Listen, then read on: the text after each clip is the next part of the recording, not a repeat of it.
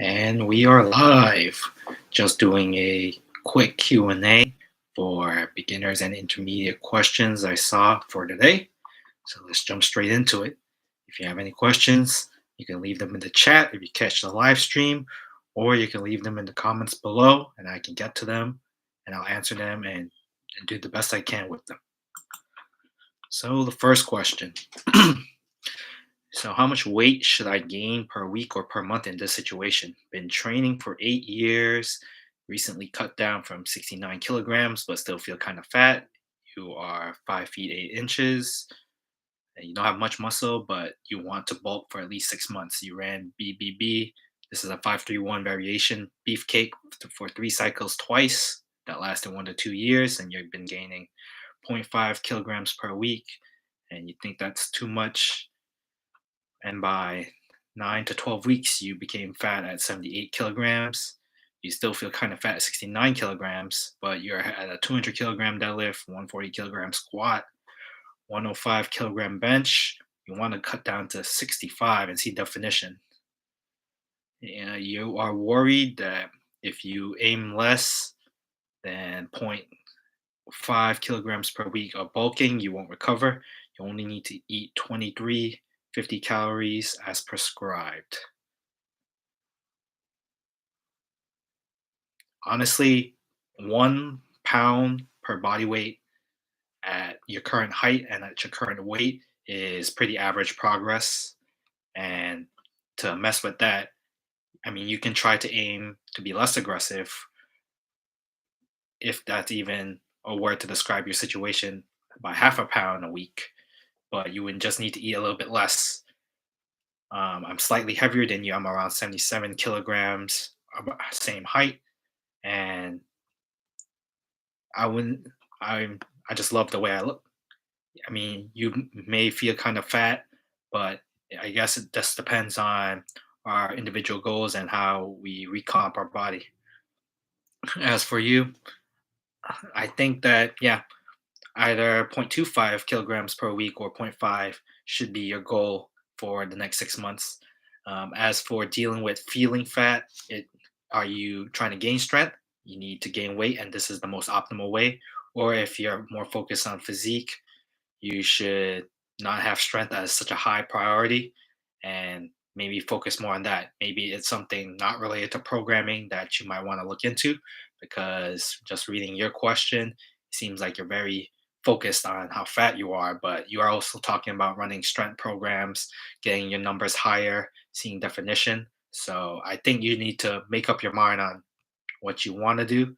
And that's just speaking in general about setting goals and deciding whether or not you want to focus on strength, focus on physique, or if you want a hybrid goal like power building, you will see fat gains, but it will be offset by the amount of strength you gain in the progress as well.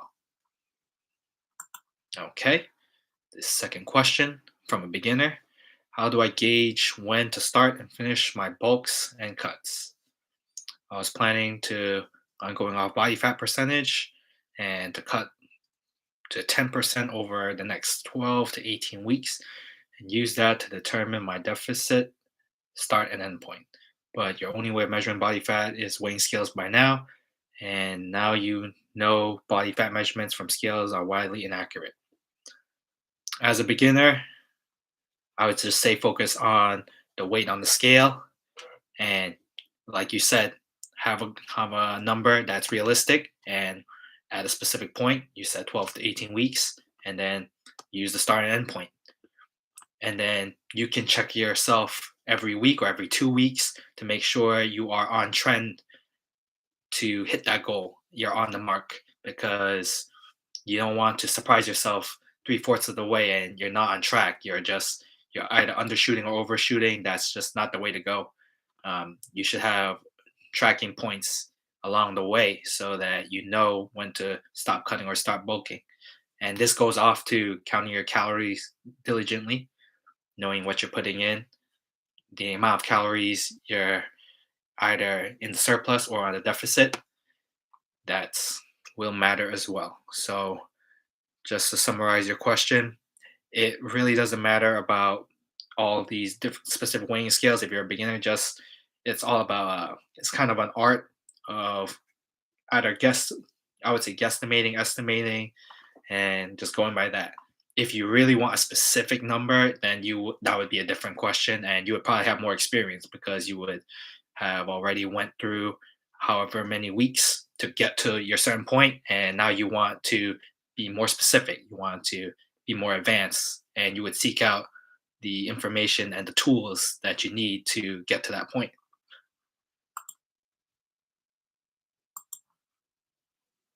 Third question: Hey gang, you decided to spring for a belt. Any recommendations? 10 millimeter or lever, but you're open to prong as well. You want to buy something of quality, but you don't want to spend incisor money. I have the Pioneer belt, recommended by a friend. It's very good.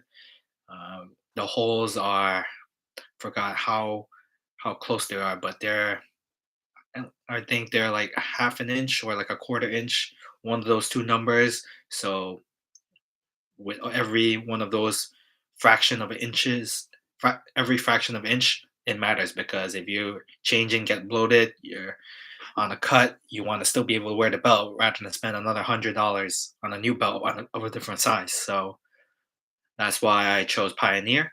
But there's nothing wrong with doing your research and finding some other ones.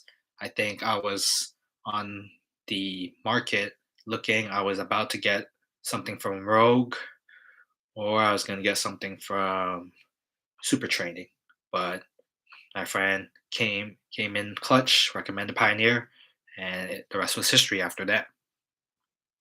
Fourth question: a couple days you saw discussion about how many four-plate squat reps will it take to lift 5 plates, and it seems that the common answer was the average was 8. Do you think that holds true for getting your 3-plate deadlift into a 4-plate deadlift? You already lifted 330 pounds for 5 strapless, and you could almost sure do 315 for 8 with straps when fresh. If you all agree that 8 reps is enough to go for it, then I'd like to do a very overwarm single at the end of next wave to knock out my third goal for the year. Hmm. Now, when I hit 4-plate deadlift, I think I was doing deficits of 305 for 8. Maybe even I could have done it for 12, 10 to 12. So I say for me, if you want, and at the time when I hit 405, it wasn't like a breeze. It was definitely a struggle because I wasn't used to handling heavier loads on the deadlift at the time. So so for me the answer would be 8 to 12 for 315. 8 would be like you just barely made it. It'll definitely be close to RPE 9.5 or 10. It would definitely be an all-out effort, especially if you haven't ran a peaking program or just used to handling weights and you like that pressure of performing when it comes time to hitting new PRs. So yeah, that's just for me my answer, 10 to 12. I think 8 would do, but depends on how well you perform on the day you do plan to hit that heavy single. Anything less 6 or 7, I think no, you definitely need more work. And not just one set of 8. I think at least 2. Fifth question: Any suggestions for an intermediate program to run while on the cut? Popular ones I've seen to say avoid doing them on the cut. I've been dealing with some injuries, so I can't squat bench. Mainly looking for a non-linear progressive scheme for my deadlift since it has stalled. So it sounds like you're only running a deadlift only program. So do I know any that is like that? I did run a deadlift every day program for 50 days, and I didn't run it on a cut, but I did end up maintaining the same body weight. Now, just your question makes it really difficult because yes, you do have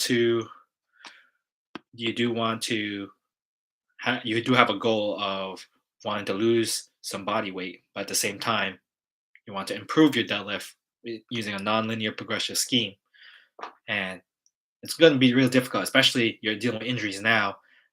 So I would say I would say scrap the deadlift goal, do the cut, but try to maintain your deadlift strength. Depending on how long you want to cut, you might see some short-term progress in the deadlift. You might see some improvement, but overall, if you're going to run a longer cut, just don't bite off more than you can chew. Have one goal, have that cut be the main goal, and then afterwards, when you are recomping or going for bulk or just maintaining so that you can maintain that body weight for a longer period of time, then you can focus on finding a program suited for the deadlift, improving your deadlift, and then if you're healed, you can do some squat accessories and bench accessories. All right, so that's it for the questions I have compiled. Thank you all for listening. Catch you all next time. And again, if you have any questions, please leave them in the comments below, and I'll do my best to get back to you guys.